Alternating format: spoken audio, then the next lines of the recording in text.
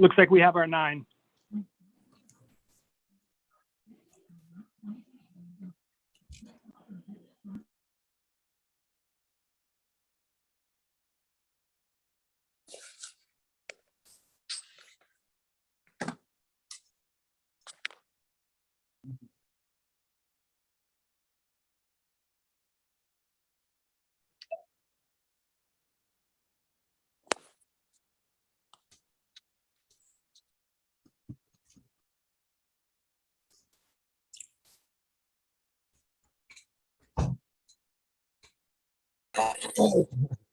But early tomorrow morning, they get close to freezing. There may be some wet spots just beginning to ice over. I don't think it's a big concern for that, though. On Friday tomorrow, winter storm watch for Friday as that snow starts roughly at 4 a.m. and it carries through till about noontime or so. So we'll watch for all of Rhode Island. We're still Plymouth County, Massachusetts. It does not include Cape Cod or the islands, right? Is that Jerry? Yeah. Okay. Are we ready to go, Jim? Good. All right, I'm going to call the special meeting of the Attleboro School Building Committee to order at 5:30. And Jeremy, we need to call the roll to establish the quorum. Certainly. Dave, Jason. Here. Lori, Jackie. Here. Gary. We can see you, Jerry. Oh, I'm sorry. I thought it was Terry. I'm here. Yeah. Sorry. Bill. Terry's soon. Bill Rooney. Here. And now Terry. Here. Scott. Here. Ed. Here. Mark. Rob. Steve. Mike. Here. Andrew. Here. Gale. Here. Zach. Here. And the mayor will not be joining us. That's a quorum. Okay, so we have a quorum. And we have just a couple of small things to take care of here. If you remember, we took a vote for furniture not to exceed 3.6 million, and we've exceeded it. So who wants to give a brief explanation? Is that Anjanette, or is that Jeremy, or is it Craig? Craig would be best to explain the reason for the increase. Yeah, sure. Really, when we design with the MSBA and we work with them, their population, their utilization rate, enrollment is based on 24 pupils per classroom. The reality of what we do know is that you always need more chairs in the classroom than that, just because of the ebbs and flows of enrollment and obviously population growth.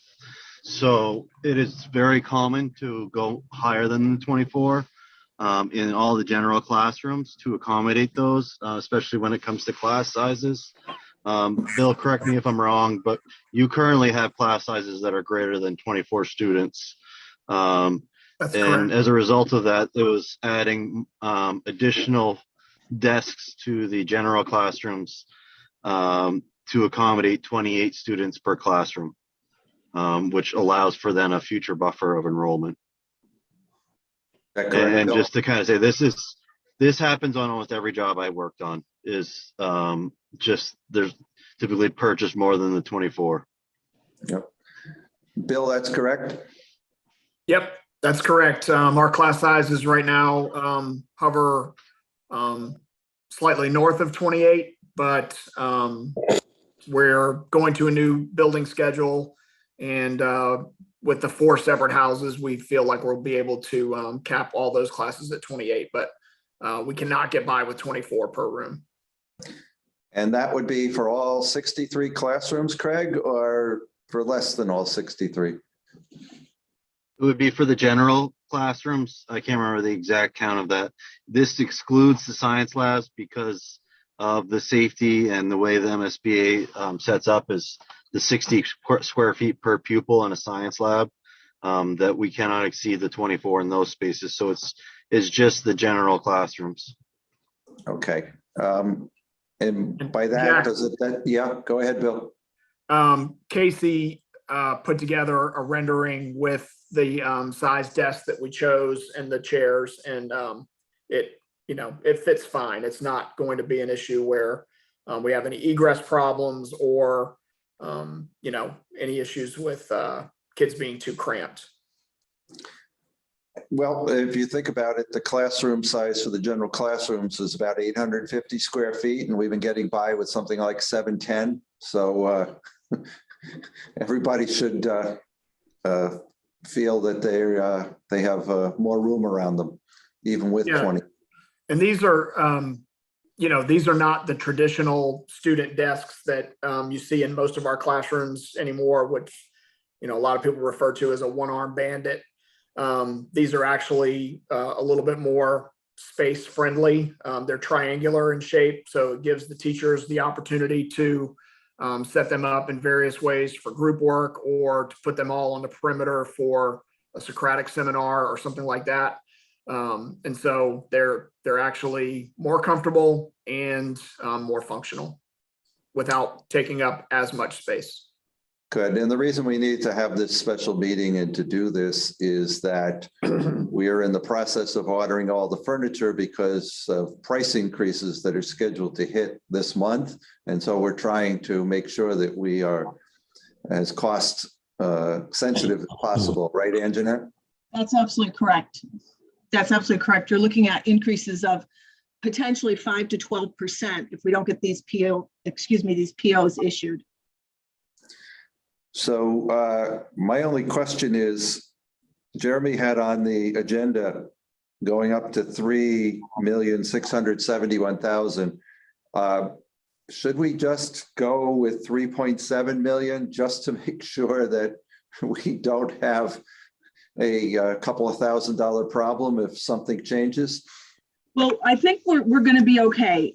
Casey actually sent over revised worksheet of her of everything that she's buying out, including these additional these additional charges. And they also include some miscellaneous items, including just some items to buy from WB Mason.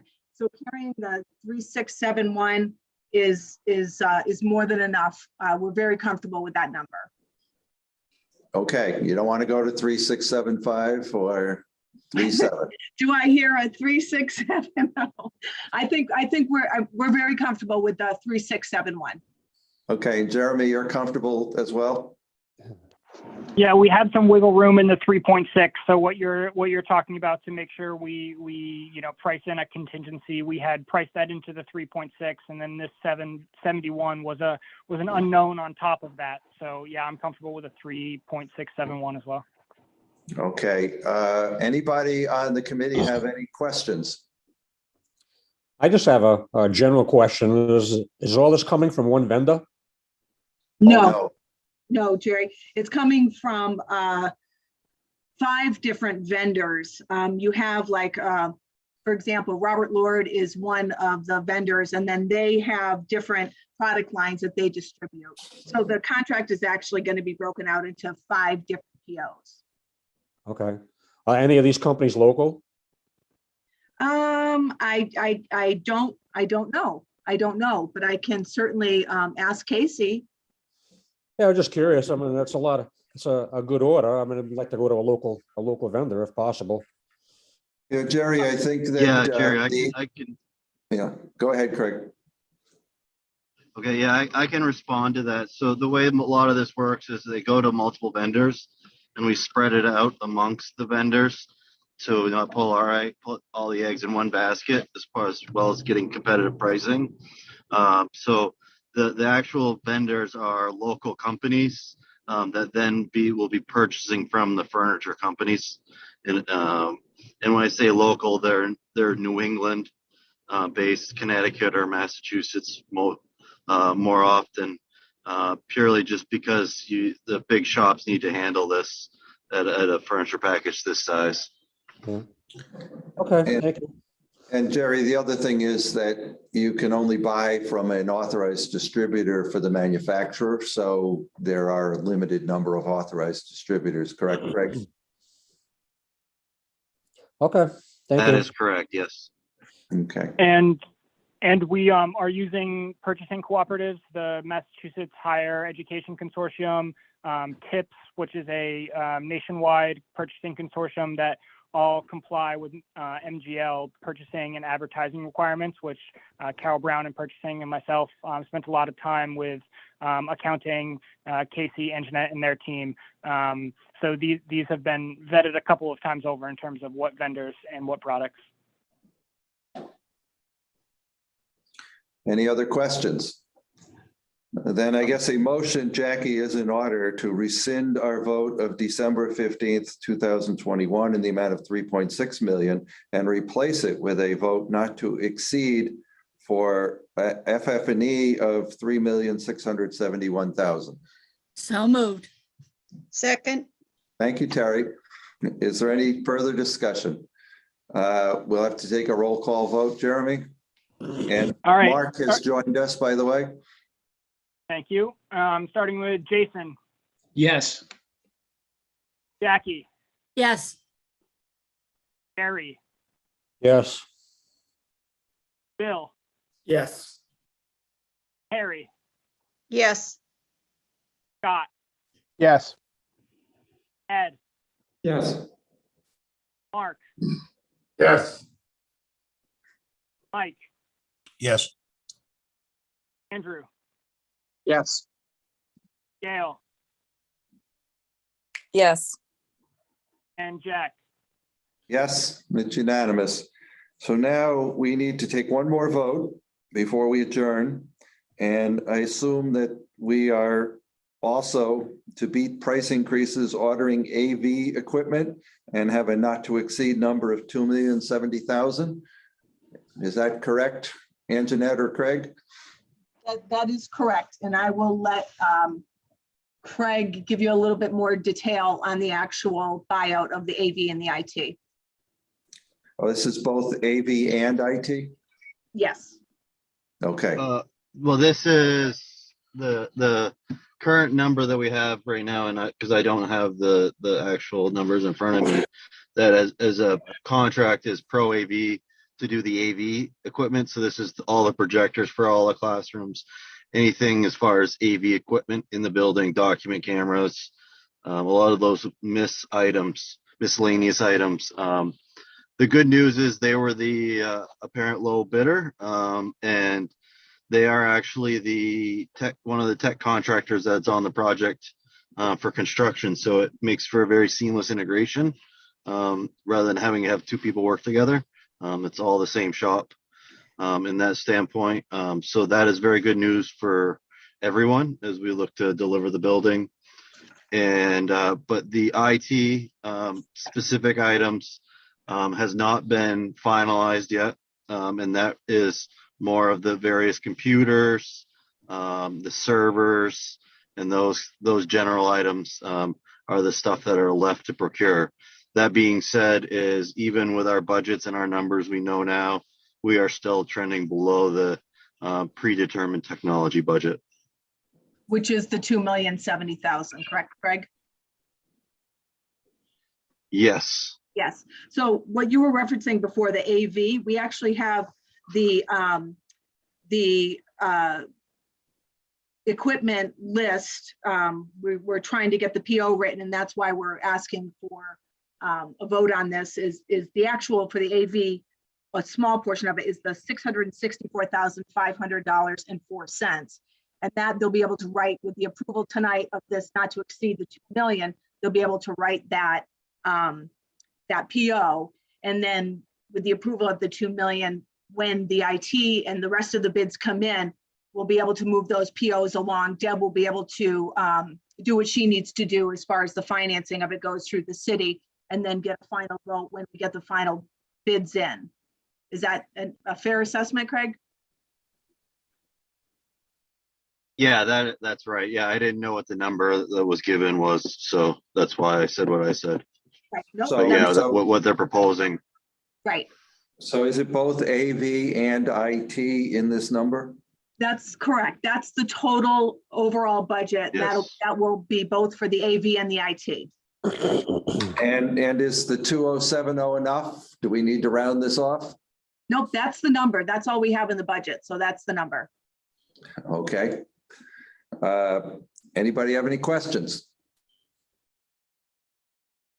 I see everybody's shaking their head no.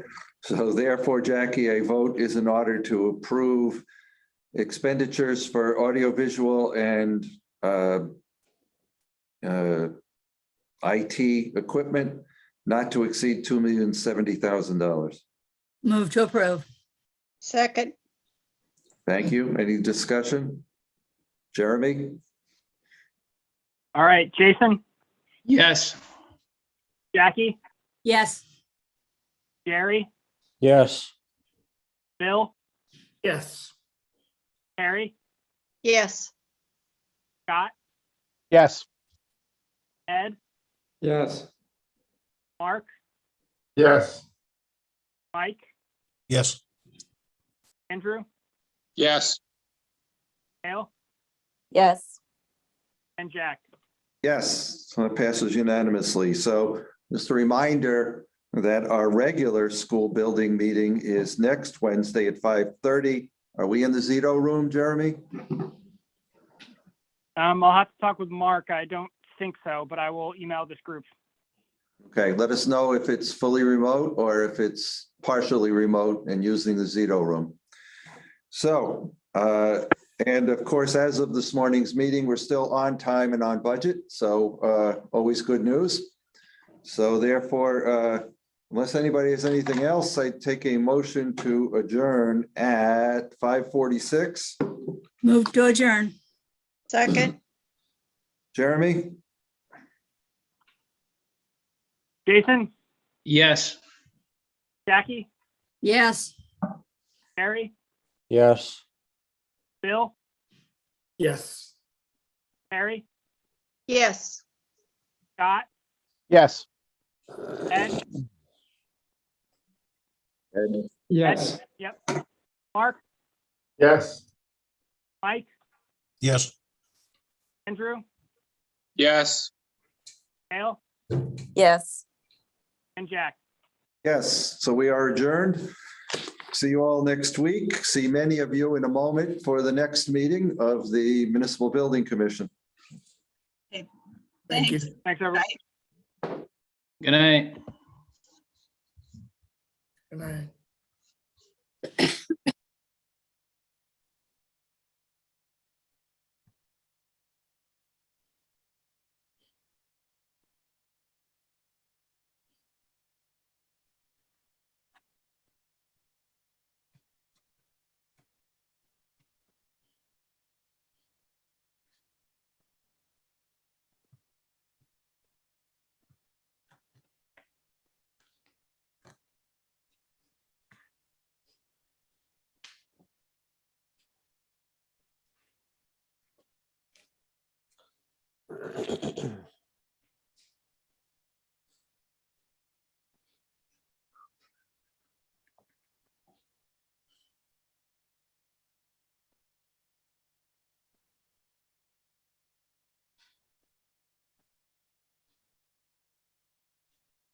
Okay, I'd like to call the meeting of the Municipal Building Commission of January 5th to order at 5:48.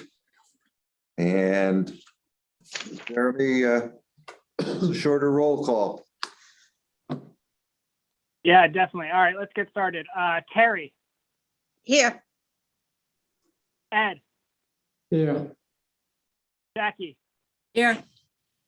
Gale, Here. Harry. Gary, Smith, Here. Yep. Mike, Here.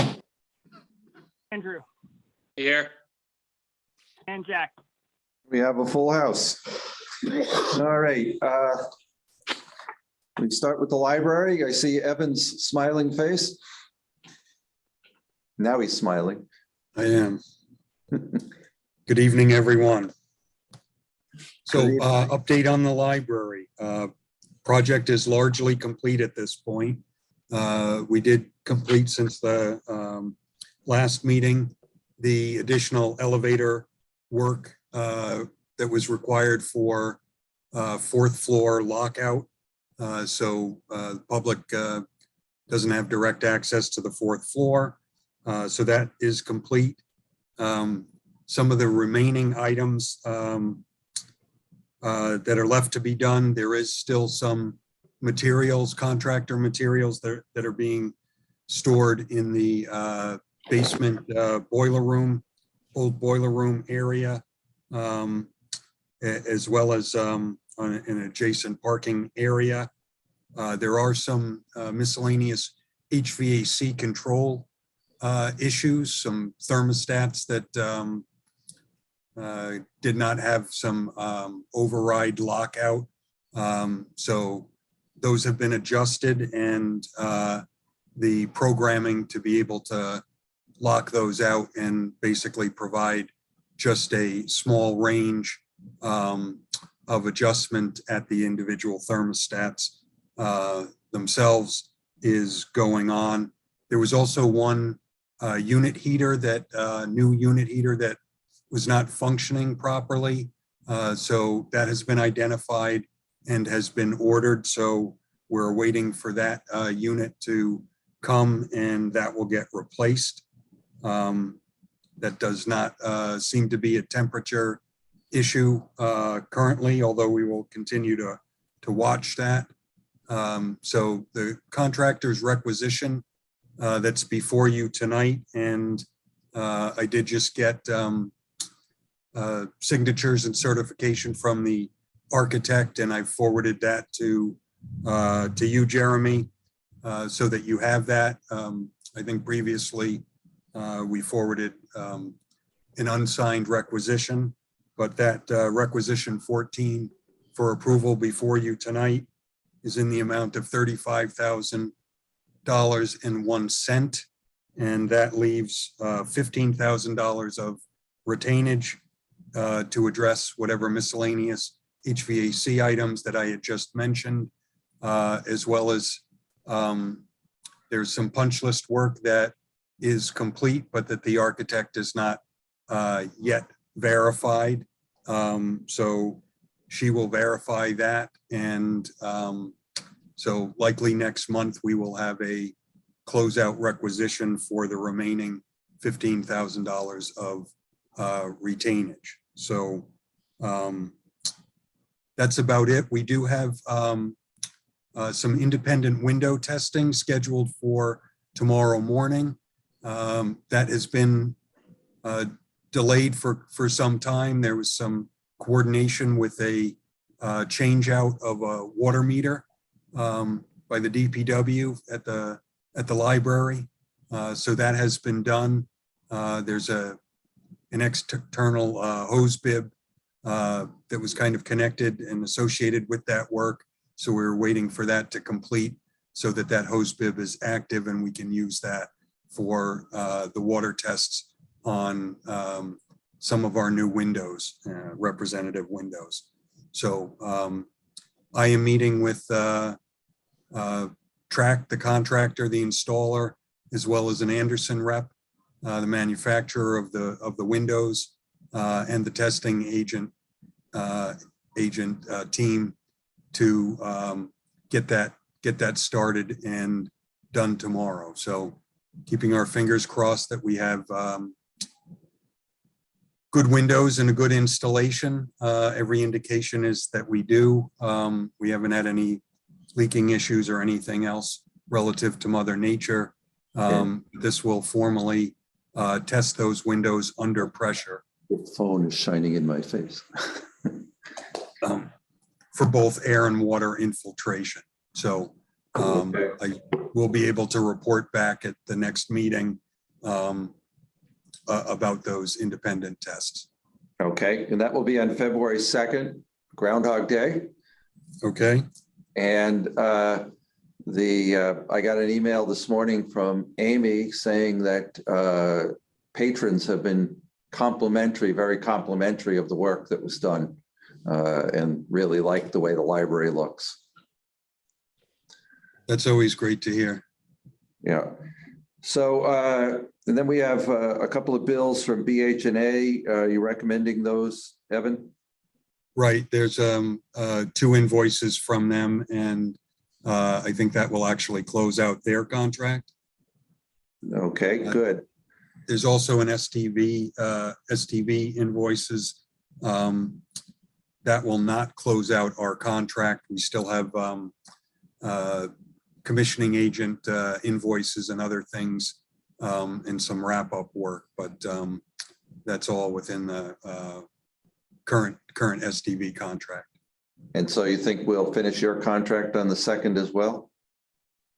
I am hopeful, although there are some activities for the commissioning agent that that are likely to go beyond that. So I'm going to have some further discussions with them and get back with you, Jack, and with Amy to see whether that scope of work is in fact required, or we should just close that out. Okay, thank you. All right. Anybody have any questions then for Evan? Yeah, I have one. Go ahead, Jerry. Evan, they had discovered some stonework on the front of the building that wasn't taken care of as part of this contract. Is that going to be put out to bid, or somebody look at that, or what's going to happen with that? So I know that there's some recommended caulking of the granite steps there. There'll need to be some mortar removal on that.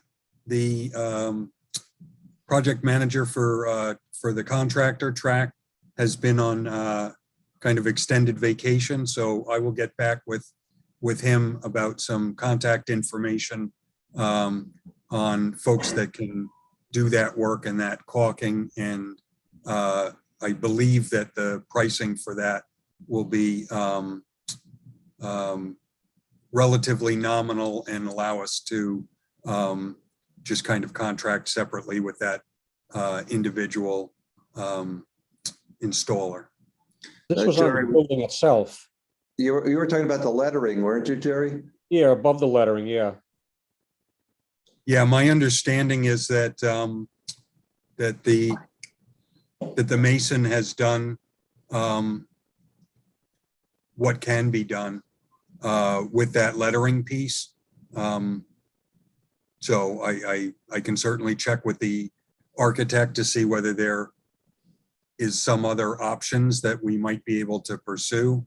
But generally, it seemed to me that was, you know, a reasonable execution of, you know, cleaning that up and putting a Kime coating over that entire pediment piece.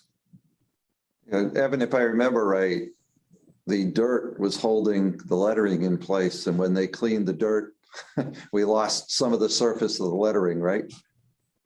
Yeah, and I think that, you know, historic buildings of this kind of age and era, they're, you know, the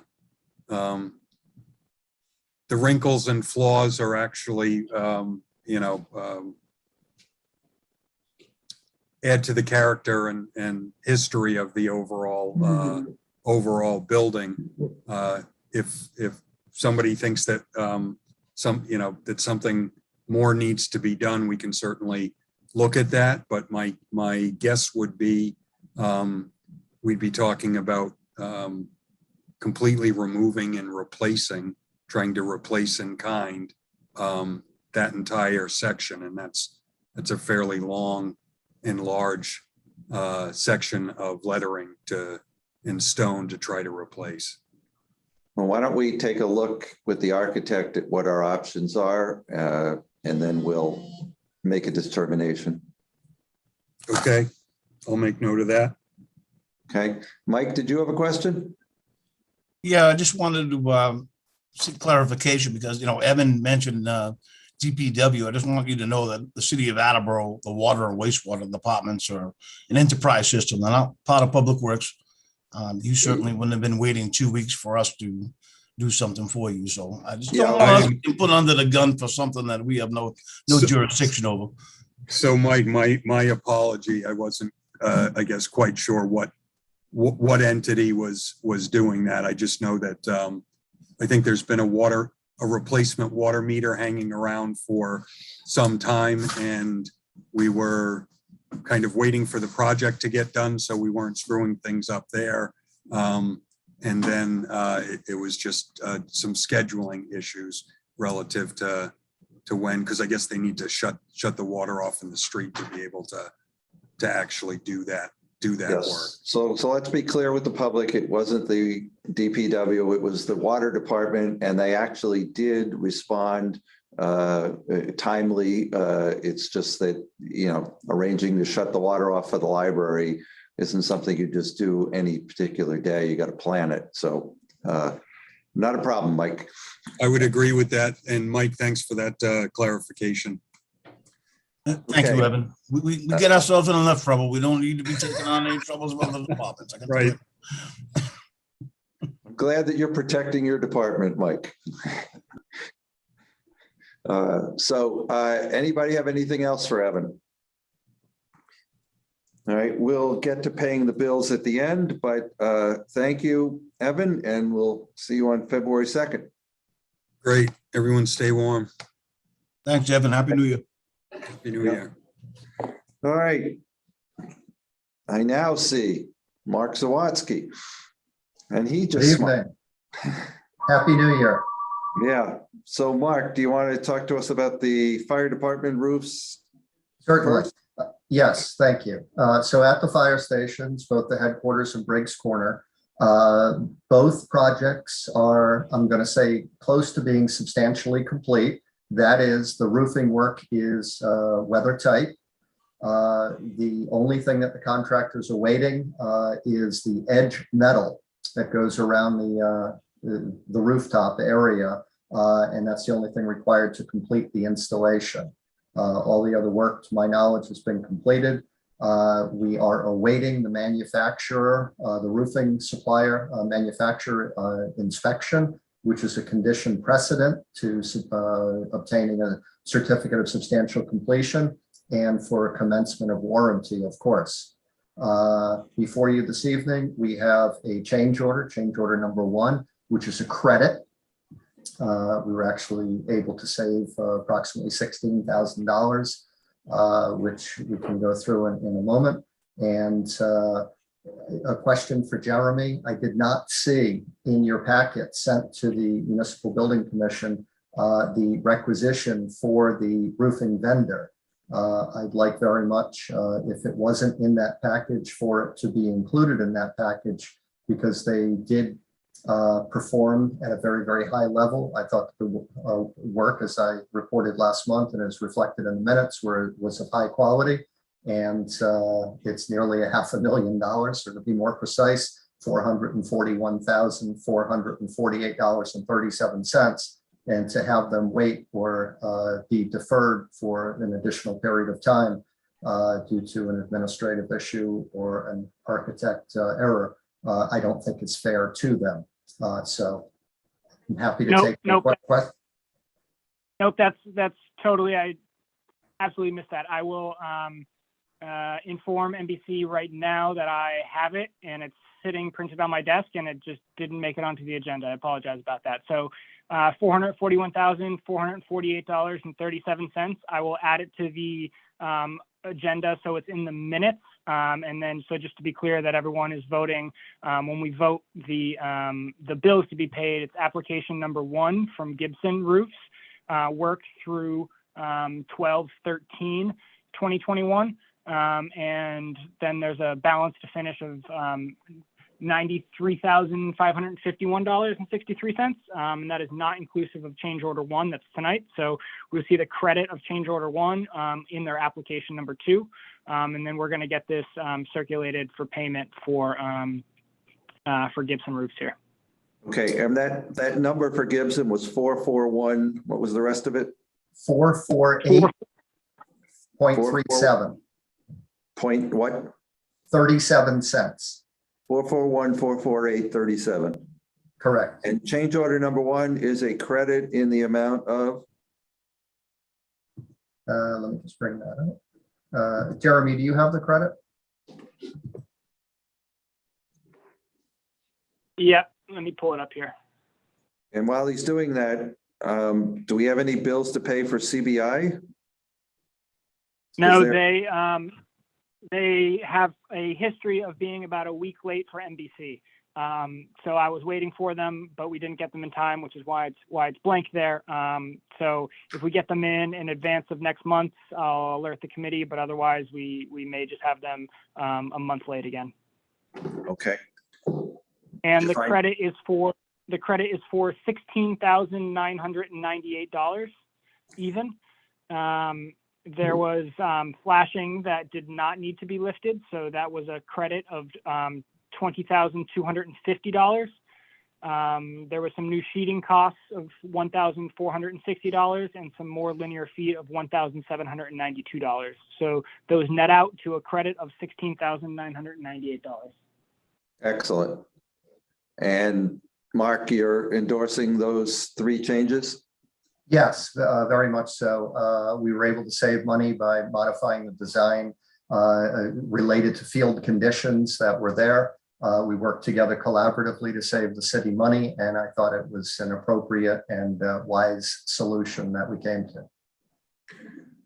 Anybody have any questions? Mike? Yeah, so Mark, I'm just kind of curious about when you're talking about the finishing metal, is that flashing or is that part of the finished trim of the building? It's the finished trim at the top of the parapet walls, which is the coping, if you will, that goes around the perimeter of the building. So it's a 3-part system. So as you drive by the building right now, you'll see all the vertical flat stock in place that has been attached to the building. But then there is a secondary piece that caps over all of that to prevent any potential water infiltration down in between the roofing material or the brick and the other structure parts of the structure. So it's a belts and suspenders design, and that's the material because it is break formed. What they do is they fabricate it and then they paint it, and it's that post painting, if you will, after it's break formed that we're currently waiting for. I expect that material will be available within the next week or two, and Gibson has indicated that they have a crew ready to come out and install that material as soon as it is received. All right, thank you, Mark, for that clarification. I'm just kind of wondering because it was raining cats and dogs about 45 minutes ago. So was there preemptive measures taken to make sure that that water couldn't get back in before this piece was put on?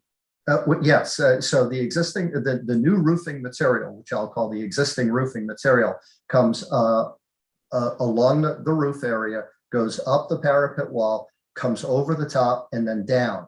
And so it is already a fully complete protected system. But at that horizontal and vertical joint along the very top of the parapet wall, we're then going to put another flashing over it so that it has, as I said, a belts and suspenders approach. That's proper design technique for rubber roofing systems, and that's what we're waiting for. So I don't expect that any water will have infiltrated into the building because this coping flashing has yet to be installed.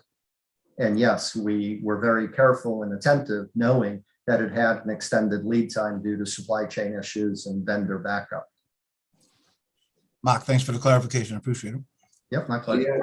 Any other questions for Mark on this project? And then, Jeremy, do we need to vote to approve change order number 1 in the amount of negative $16,998? Yes, please. Okay, Approve. Second, thank you. All right. Jeremy? Change order number 1, Terry, yes. Ed, Yes. Jackie, Yes. Gail, Yes. Jerry, Yes. Mike, Yes. Andrew, Yes. and Jack. Yes, passes unanimously. So are we expecting then to close this out on February 2nd, Mark? I'm hopeful, yes. The contractor is actually underbilled, as Jeremy indicated. Their requisition went through, was for work completed through December 13th. There were actually a number of line items that they didn't bill for that I commented on. And they said, you know, we're fine with what you're paying us this month, and we'll balance bill it after we have the edge metal on and we have our manufacturer's warranty and inspection. So what I expect at February is a situation where we submit to you both a certificate of substantial completion and potentially a final completion. That would obviously be subject to the manufacturer being able to make an inspection, and that means that we don't have any snow on the roof.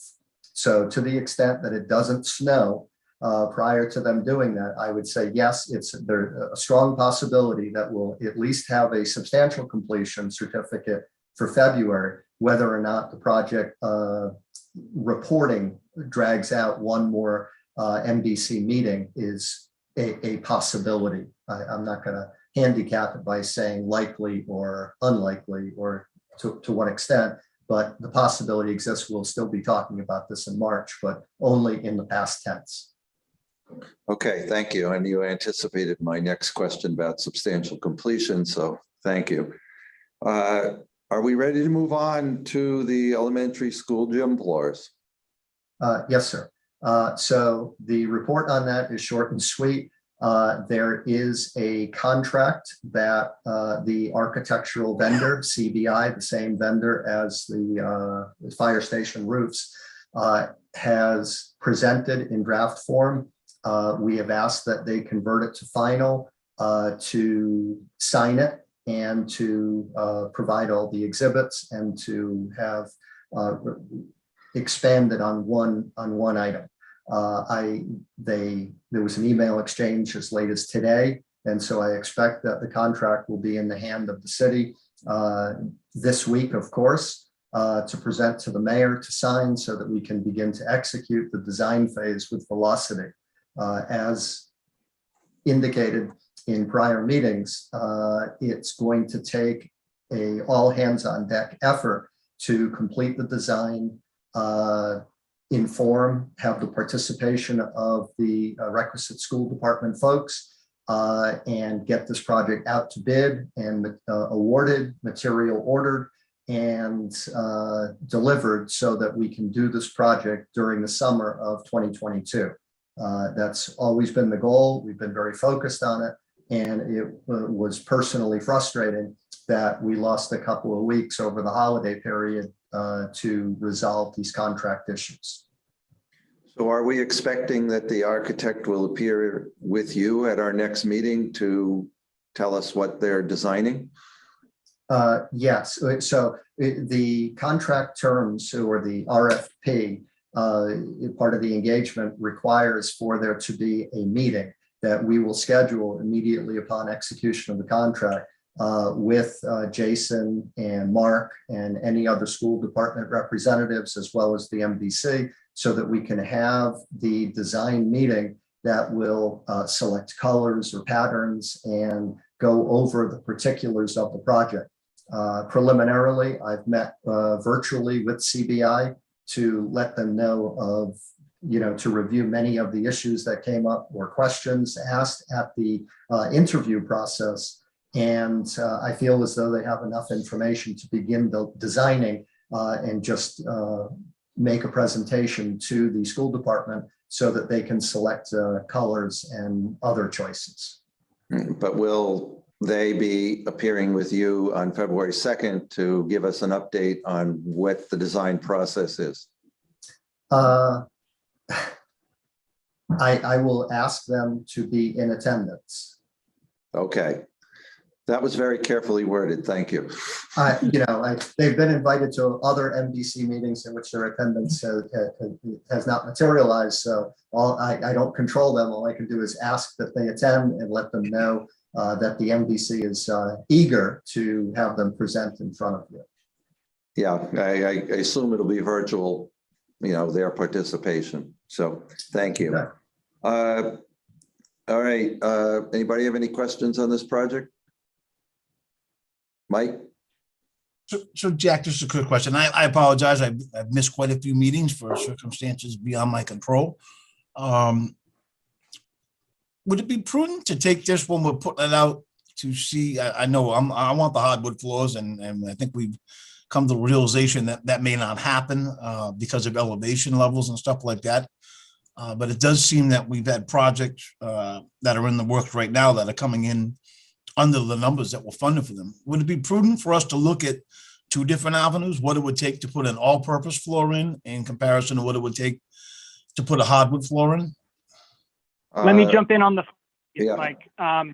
Even though other projects have come in under budget, those funds were specifically authorized with loan authorizations or municipal council votes, the former being a more difficult hurdle to clear. So in order to change funds, so we couldn't necessarily take funds, the $1 million from the library savings and bring it over here to this project to double our construction budget. What we would instead do is rescind the original library loan authorization and bring it down to what the final cost was, and then just not borrow that additional amount and save that on debt service in our budget. But we couldn't take that $1 million and put it into this fund. If you recall, we've already done that once to get this fund anyway with savings on the roof project at the schools. But as they were both two school related projects with similar lifespans, bond counsel, auditor, and our financial advisor were comfortable with that portability, but we don't have that everywhere. And Mike, we did get Mark to look at the potential numbers, and it was going to basically double the cost of the project. We would have the handicap accessibility issues, and these schools are 46 years old, and frankly, putting a 75-year floor into a 46-year-old school doesn't seem like the wisest choice.